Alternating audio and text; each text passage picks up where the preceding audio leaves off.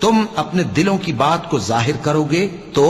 اور چھپاؤ گے تو اللہ تم سے اس کا حساب لے گا، پھر وہ جسے چاہے مغفرت کرے اور جسے چاہے عذاب دے، اور اللہ ہر چیز پر قادر ہے۔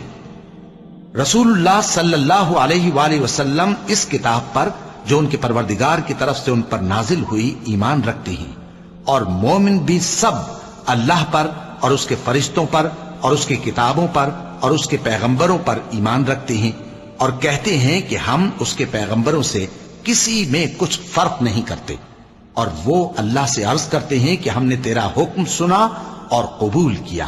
اے پروردگار ہم تیری بخشش مانگتے ہیں اور تیری ہی طرف لوٹ کر جانا ہے۔ اللہ کسی شخص کو اس کی طاقت سے زیادہ کا ذمہ دار نہیں بناتا، اچھے کام کرے گا تو اس کو ان کا فائدہ ملے گا، برے کرے گا تو اسے ان کا نقصان پہنچے گا۔ اے پروردگار